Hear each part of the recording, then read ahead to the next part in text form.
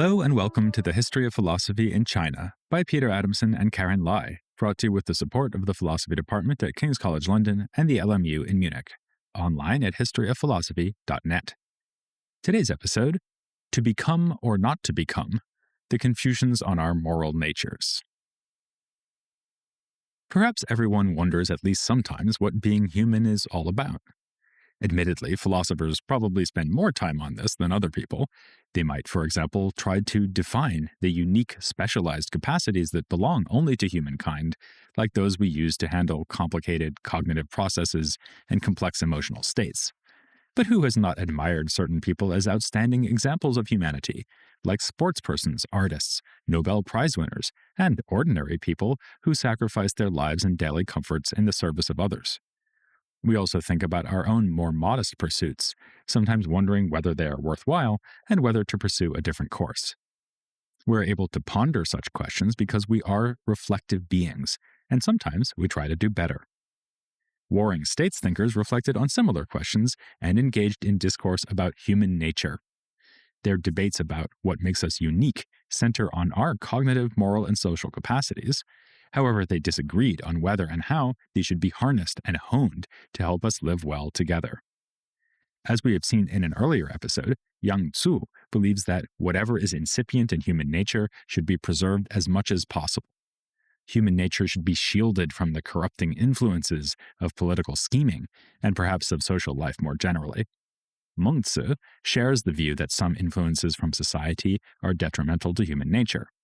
However, Mengzi and Xunzi, the two major Confucian philosophers of the Warring States period, disagree with Yang Tzu that humans should be cloistered from social and political life. It's a fundamental claim of Confucian philosophy that our naturally given capacities and dispositions should be cultivated. For the Confucians, human nature holds much promise, especially if most people exemplify benevolence in their interactions through practicing propriety. But we're also aware that Mengzi and Xunzi hold very different views about human nature and about what is needed to enable us to do better. This means taking a closer look at what Mengzi and Xunzi think about our moral capacities and dispositions and how we can work with them. We should think of their projects as attempts to improve human lives through an ethical quest. That might seem a surprisingly idealistic description, especially when it comes to Xunzi, who is often thought to be quite pessimistic about humans and their tendencies. And it's true that Mengzi in particular sees human nature as a resource that can be used to make a better world. But while Xunzi holds that human nature is self-serving, he too believes that humans are resourceful and have the wherewithal to turn this around.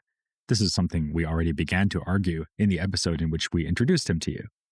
To understand their views on cultivation more fully, we'll look at what some other texts during the Warring States period had to say about these issues. Many Warring States thinkers shared the belief that human nature is endowed by heaven, but we need to think carefully about what this means and consider which aspects of humanity are included in their views. Sometimes the texts hint at heaven as a creator of humankind, but this doesn't mean that heaven is personified, nor that Chinese philosophers thought about heaven in similar terms to a creator god, as conceived in the Islamic or Jewish traditions. It would be fair to say that in Warring States Confucian texts, there's more interest in heaven as the justification for morality than in heaven as an ongoing source of sustenance for all manner of life in the world, or indeed of the world itself. To put this simply, some thinkers named heaven as the source of morality to give more weight to their moral values or principles. It was heaven, rather than humans, who required that people act in this way or that. Here's an example of how the Mengzi appeals to heaven as a creator of humankind to add weight to its views. He quotes a passage from the Book of Odes that speaks about heaven as giving birth to humanity, and then says emphatically that it is the source of morality. Heaven gives birth to the people. For each thing, there are its basic principles. The people are guided by these, cherishing this desirable good. This passage also mentions the four Mengzian virtues: benevolence, moral rightness, propriety, and wisdom, and appeals to heaven primarily to highlight that being virtuous in this way is what we are meant to be. This is the kind of being we are.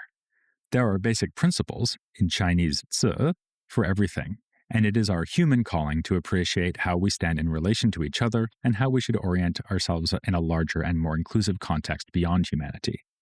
The aim is not then to understand precisely what heaven is or how it has given birth to the people.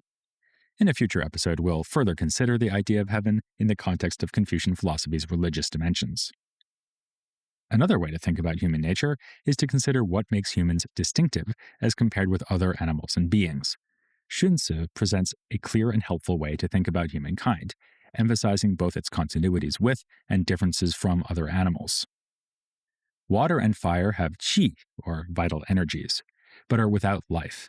Grasses and trees have life, but are without awareness. Birds and beasts have awareness, but are without yi, rightness. Humans have qi and life and awareness, and moreover, they have yi. And so they are the most precious things under heaven. They are not as strong as oxen or as fast as horses, but oxen and horses are used by them. How is this so? I say it is because humans are able to form communities while the animals cannot. Why are humans able to form communities? I say it is because of social divisions. How can social divisions be put into practice? I say it is because of yi, rightness. Although Sun Tzu does not specifically refer to the word human nature here, he does allude to the attributes that distinguish humans from other beings. The way he thinks about the characteristics of different things is simple to grasp, and much of it would make sense to us. He begins with vital energies, qi, which we could loosely call matter. Like matter, qi is an aspect of all existence, but not everything that exists is a living thing. So, while grasses and trees have life, water and fire do not. The next attribute is awareness or knowledge, which all animals have. Sun Tzu doesn't bother here to make precise distinctions between more and less complex animal capacities, so for present purposes, all animals are placed on the same level.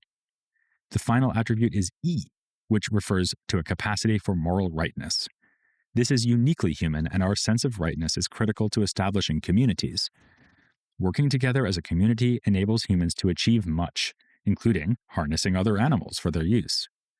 More importantly to Sun Tzu, though not to the animals, within communities we make social distinctions that facilitate our interactions. Presumably this passage itself engages in making distinctions, although the kinds of distinctions Sun Tzu is interested in are those that are manifest in human relationships. The Mengzi likewise draws a hard line between humans and other animals based on our possession and their lack of moral capacities. It, however, is more emphatic about humanity's moral capacities, at times presenting the characteristics of non-human animals in a derogatory way, so as to elevate the place of morality in human life. For example, Mengzi criticizes those who lack some aspect of morality as being no more than beasts. He also points out that even if a person enjoys many aspects of a comfortable life, such as being fed, clothed, and housed, however, without being taught to be moral, they are almost like beasts. A more systematic way to understand what is meant by human nature is sketched by Aaron Stalnaker in his discussion of the debate between Mengzi and Sun Tzu, which lists 4 conceptions of human nature that may be at work in these texts. First, human nature may refer to what humans have in common. For example, when Mengzi says that all humans cannot bear to see a child about to come to harm, he means that this is a universal characteristic of humankind. Second, references to human nature may mean what is unique to humans. For Mengzi, the sprouts, such as benevolence and rightness, are what only humans have. Third, by speaking about human nature, we could draw attention to our shared characteristics and dispositions with other animals. The fourth perspective on human nature aims to draw attention to how it might be harmed or developed. Perhaps interventions from external sources are detrimental to human nature, as Yang Tzu seems to suggest. Or, according to Mengzi, the sprouts of human nature need to be nurtured, or, according to Sun Tzu, the self-serving tendencies of human nature must be restrained with ritual propriety and rightness. The aim of thinking about human nature within this discourse is to use it as a springboard upon which a program of self-cultivation may be justified. It shouldn't be surprising to find that a text such as the Mengzi refers to human nature in all 4 senses, as it seeks to establish a common, unique basis for morality. However, it is the what next question that most interested Mengzi and Sun Tzu, and those who debated with them. In the most general sense, the question of human nature was debated in order to understand what humans are capable of. In the Warring States context, thinkers were keen to develop a program that would alleviate the suffering of the people, and that could also facilitate moral progress.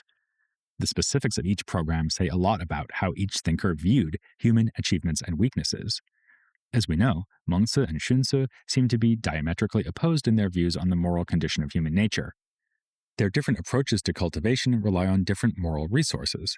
Some resources are available to us because of the kind of beings we are, like Mengzi's central example that we cannot bear another person's suffering. And for Xunzi, teachers play a central role in guiding our attempts to apply standards to our lives. We'll get an idea of how they think about moral agency and what it means to be moral when we compare their approaches to cultivation. Let's begin with Mengzi's views in an important passage that presents an argument between Mengzi and Gaozi on exactly these issues. Little is known about Gaozi. We have access to his views only through a handful of texts that mention them. The Mengzi offers an extended debate between Mengzi and Gaozi, but there are questions about whether it properly represents Gaozi's views, given that the Mengzi takes Gaozi as an opponent and is thus hardly an unbiased source. Gaozi's views are most likely used to juxtapose Mengzi's own views on moral nature so as to bring out the best in the latter. In the Mengzi, Gaozi begins the debate with an analogy, saying that shaping benevolence and rightness from human nature is analogous to making cups and bowls from the willow tree. Mengzi responds swiftly and firmly, arguing that it is not possible to make cups and bowls from the willow tree without injuring it. Following this line of thought, Mengzi highlights the absurdity of the idea that human nature must be manipulated in order for humans to become virtuous. As the conversation continues, more detail emerges on their disagreement. Mengzi believes that our moral dispositions or inclinations are internal to human nature, which is to say that we are born with them. Gaozi disagrees, saying that while benevolence is internal to human nature, rightness is external to it. He illustrates his view by none too modestly giving himself as an example. Gaozi loves his own brother, he says, and this arises from within himself, thus demonstrating that benevolence is internal. Rightness is different and is displayed by Gaozi's serving an elder. According to what is prescribed by rightness, every elder is treated appropriately, not just elders from one's own family. The moral requirement derives from the age difference between Gaozi and the elder. This is connected with Gaozi's point that their relationship is external to the self and arises circumstantially. So, for Gaozi, our moral lives are not simply run from the heart, so to speak. We need to recognize at least two different sources of moral motivation, benevolence and rightness. Gaozi's illustrations also acknowledge more differentiation in the scope of morality than Mengzi's view does. Sometimes moral relationships grow out of a special bond, as within the family. Sometimes they are more a matter of principle, as with the case of treating all elders respectfully. Although these illustrations are limited, they prompt us to reconsider different reasons for why we should be moral. In other words, they diversify what we understand by the word morality as applied to these debates. Primarily, it seems that Mengzi's interest in human nature has to do with moral capacities or dispositions, but this disagreement with Gaozi focuses our attention on a different issue, namely that there are different reasons for our moral actions. Gaozi's views are similar to those we can find in other writings of this period, including the excavated text from Guojian.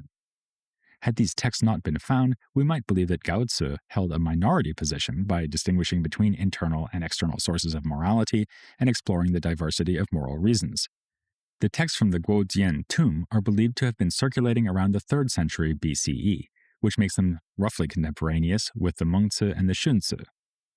The collection from Guojian includes known texts, such as the Lao Tzu, along with texts that were unknown before their discovery in 1993. In some of these, we find views resembling Gaozi's.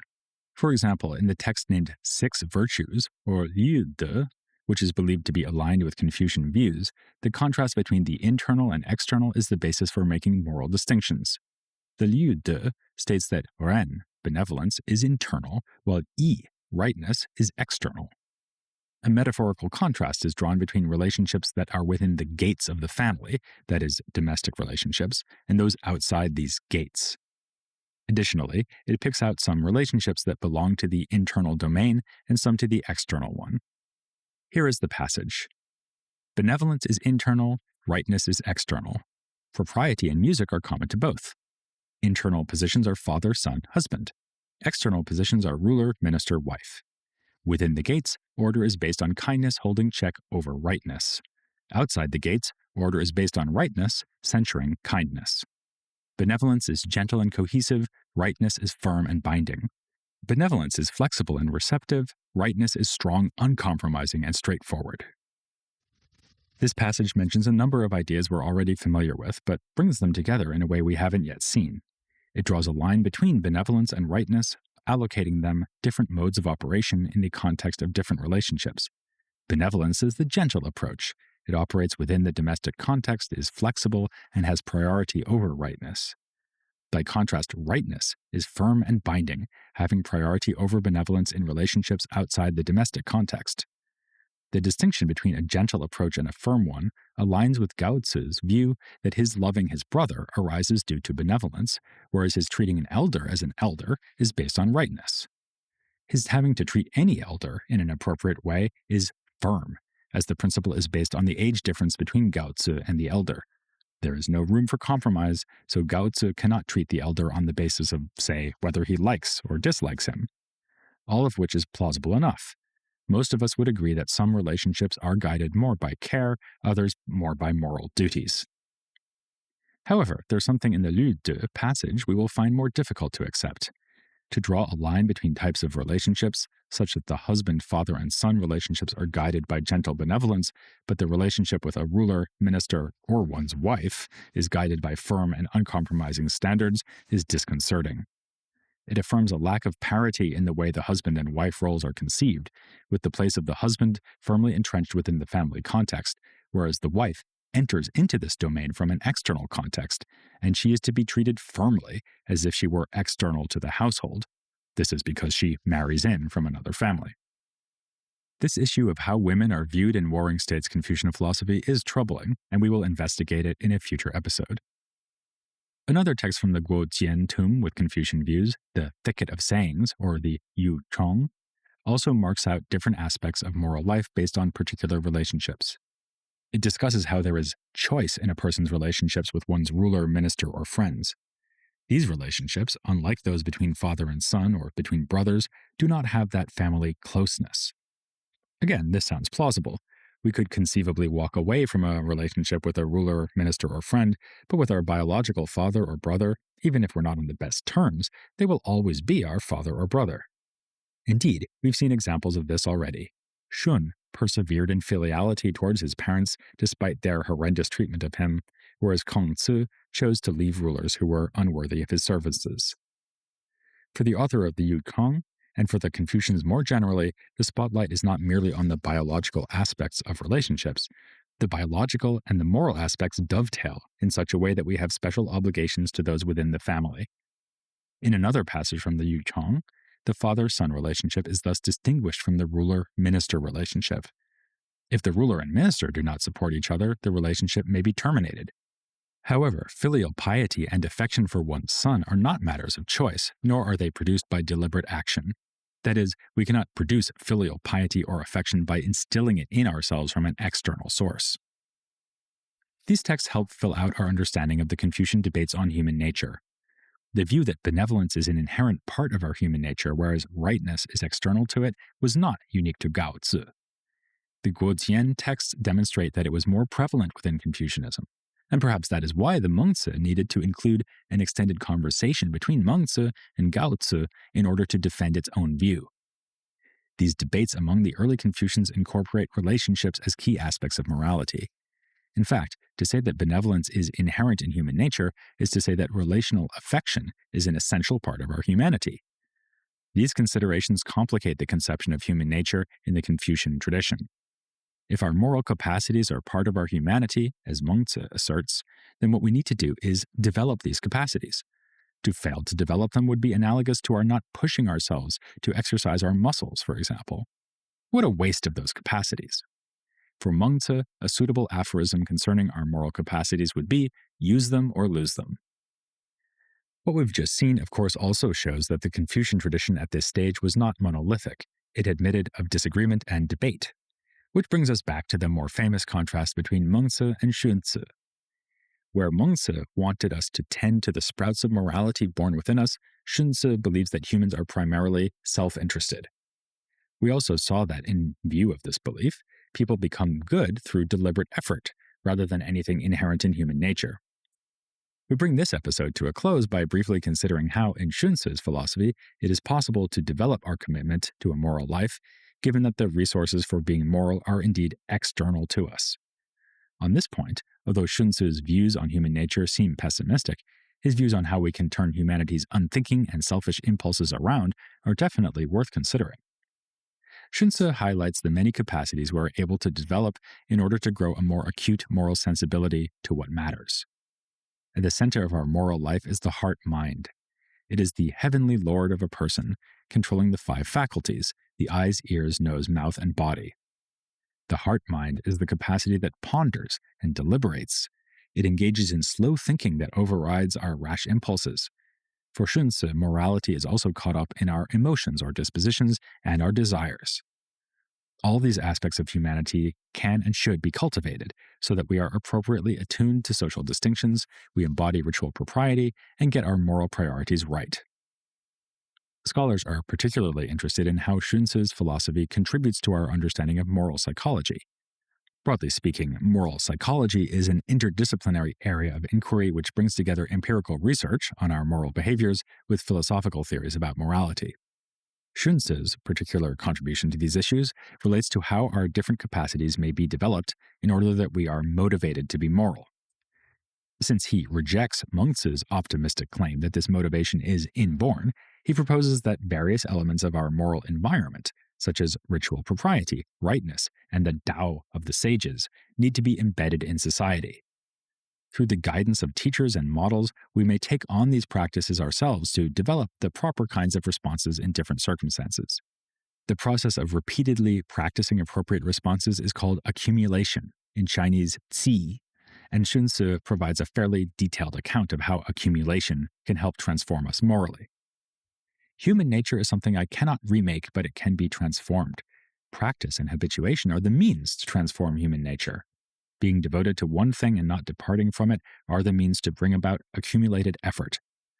Habituation changes your intentions, and being able to take comfort in such things and persist in them changes your substance. If you accumulate soil, you will form a mountain. If you accumulate water, you will form a sea. If ordinary men in the street and the common people accumulate goodness and make it whole and complete, they are called sages.